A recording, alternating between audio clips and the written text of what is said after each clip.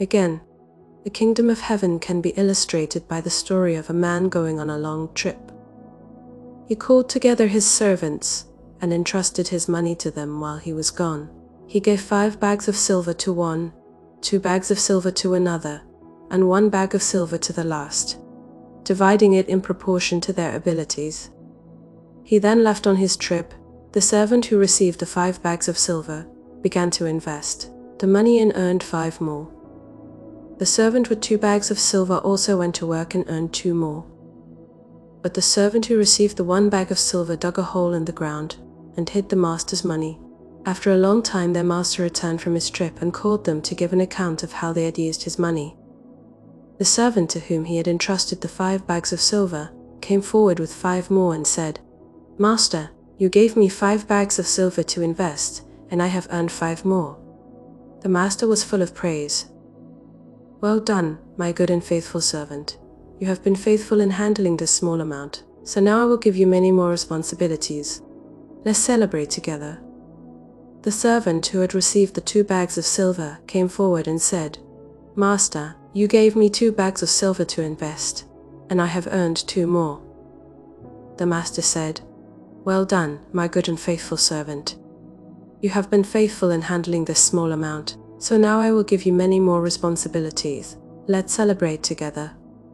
Then the servant with the 1 bag of silver came and said, "Master, I knew you were a harsh man, harvesting crops you didn't plant and gathering crops you didn't cultivate. I was afraid I would lose your money, so I hid it in the earth. Look, here is your money back." But the master replied, "You wicked and lazy servant. If you knew I harvested crops I didn't plant and gathered crops I didn't cultivate, why didn't you deposit my money in the bank? At least I could have gotten some interest on it." Then he ordered, "Take the money from this servant and give it to the one with the 10 bags of silver. To those who use well what they are given, even more will be given, and they will have an abundance. But from those who do nothing, even what little they have will be taken away. Now throw this useless servant into outer darkness, where there will be weeping and gnashing of teeth. But when the Son of Man comes in his glory, and all the angels with him, then he will sit upon his glorious throne.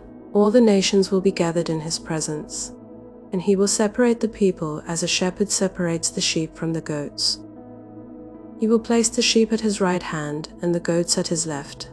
Then the king will say to those on his right, 'Come, you who are blessed by my Father, inherit the kingdom prepared for you from the creation of the world. For I was hungry, and you fed me. I was thirsty, and you gave me a drink. I was a stranger, and you invited me into your home. I was naked, and you gave me clothing. I was sick, and you cared for me. I was in prison, and you visited me.' Then these righteous ones will reply, 'Lord, when did we ever see you hungry and feed you, or thirsty and give you something to drink, or a stranger and show you hospitality, or naked and give you clothing? When did we ever see you sick or in prison and visit you?' And the king will say, 'I tell you the truth, when you did it to one of the least of these my brothers and sisters, you were doing it to me.'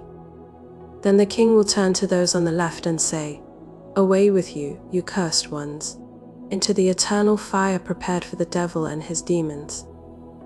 For I was hungry, and you didn't feed me. I was thirsty, and you didn't give me a drink.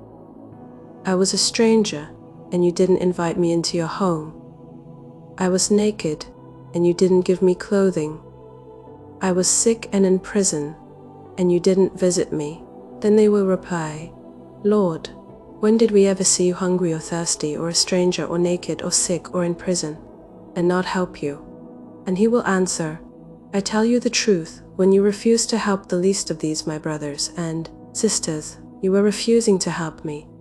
And they will go away into eternal punishment, but the righteous will go into eternal life."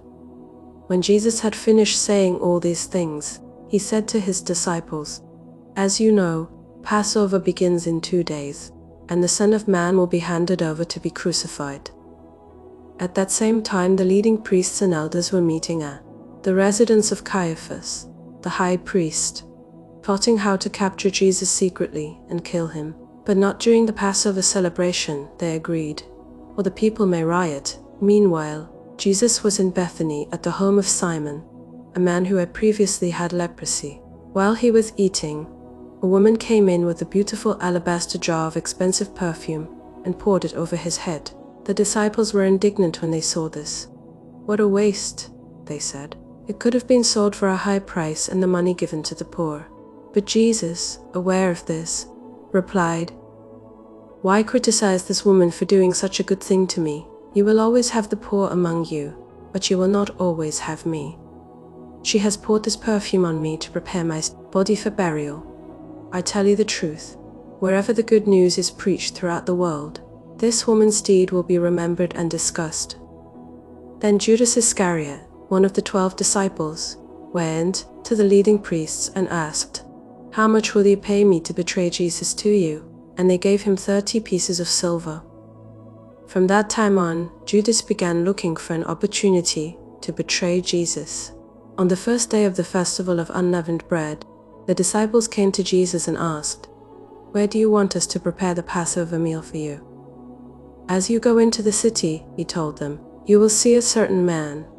Tell him, 'The teacher says, my time has come, and I will eat the Passover meal with my disciples at your house.'"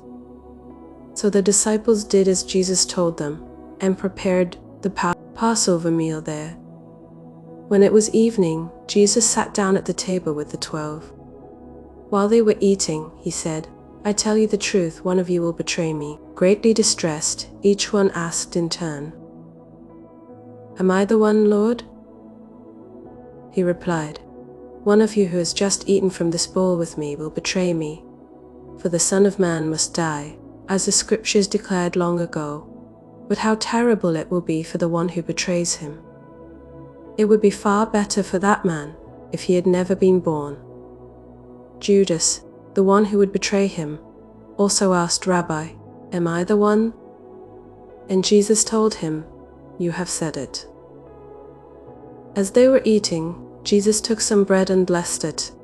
Then he broke it in pieces and gave it to the disciples, saying, "Take this and eat it, for this is my body." And he took a cup of wine and gave thanks to God for it. He gave it to them and said, "Each of you drink from it, for this is my blood, which confirms the covenant between God and his people. It is poured out as a sacrifice to forgive the sins of many. Mark my words, I will not drink wine again until the day I drink it new with you in my Father's kingdom." Then they sang a hymn and went out to the Mount of Olives.